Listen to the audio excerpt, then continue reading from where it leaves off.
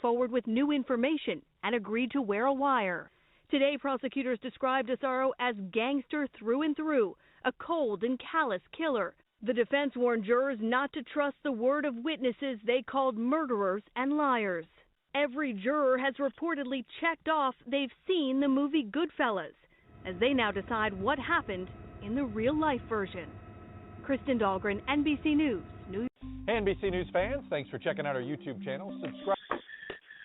Okay, Joe Jackson, Goodfellas, the movie, playing in a Brooklyn courtroom as we speak. What's your take on the latest of this trial? You know, it's a fabulous story, and I remember Goodfellas very well. It's a, very, very good movie.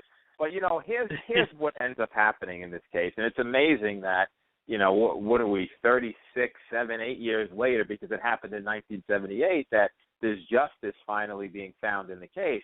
And so, it's the way that these cases play out. You have the prosecution that puts forward its evidence, and unfortunately for a prosecutor, and I was one, so I know very well, oftentimes you have to rely upon people who are not the salt of the earth. You're relying upon informants. You're relying upon criminals. You're relying upon, hardened thieves and murderers and people who are not honorable. And so the defense seizes upon that to say, hey, ladies and gentlemen, you can't trust these people. They're thieves. They're crooks. They're murderers. They're pillagers. They're just indecent human beings. How can you take their word?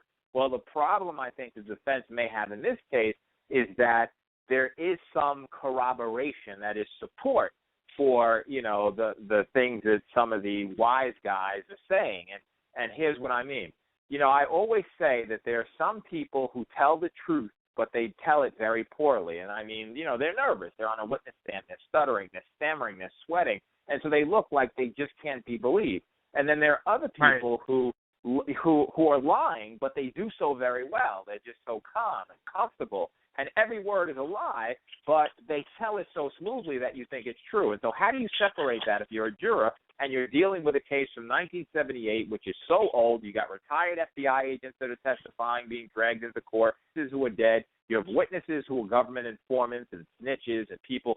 So what happens is that I always say to any jury when they're looking to say whether someone is true is that you don't take a word for it, but you look to see whether the words are being corroborated and supported by other evidence. And so what I think in this case is going to be compelling is the wire that was worn on behalf of his cousin, the informant, when he got him, that is Asaro, who's on trial for committing this. He's 80 years old now. It's amazing. But he got him to admit and to talk about the heist and to talk about, how he was shortchanged and to talk about his role. And so when you hear that, as the jury undoubtedly will as the case proceeds, it's compelling evidence. So now you have a prosecutor putting up a guy who the defense is going to attack as a thief and a criminal and a thug and witness protection and a wise guy. But also you have a wire where this thief and thug and wise guy is talking to the defendant, and the defendant's making crucial admissions in terms of what they did and their role and the money, and they were shortchanged. And so it gives what I call corroboration, that is support for what the person who's the bad guy is saying. And whenever you have things that are corroborated, you know what? It's very compelling evidence. So that's kind of how it's going to work in that case. It's a long way from being done, and everybody obviously is entitled to a defense, and there are lawyers hammering out in that courtroom. But and it's a very old crime, of course, and so memories fade in time and everything else. But whenever there's admissions by the defendant in terms of their involvement, I think it makes it very, very, very difficult for the defense to overcome that. And like you said, it's over 30-plus years. Where do you see this going? I mean, you haven't seen all the evidence and everything, but usually cases this old, look at the Ethan Potts case. I don't know if I'm saying his name right, but the young man that was killed in the 70s, and they prosecuted him, right, in New York, and they didn't they got a hung jury, I believe. Do you think something like that will happen in this trial? Well, you never know, because jurors obviously are inquisitive and they want answers to questions, and you have to give them the proof and put together all the facts and the information and the evidence. And so I'm sure the jurors will do their job. So, we don't know whether the jury will be hung, whether it won't be hung, but what we do know is that the government, the federal government, and that's where it's being tried in the Eastern District. That's why it's in a Brooklyn courtroom. So, Loretta Lynch, who just left there, she's the Attorney General for the United States. She used to be the U.S. Attorney in Brooklyn. I mean, I know that they're very competent. I also know that they have a 95% conviction rate. So, whenever you're going against an office where the conviction rate is 95%, you get concerned. But there's a reason for that, and generally the reason for that is there's a distinction between federal cases and state cases, and here's what that is.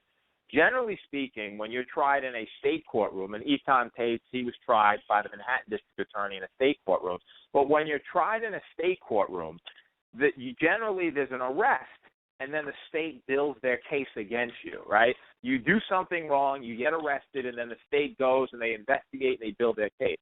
Federally, they wait.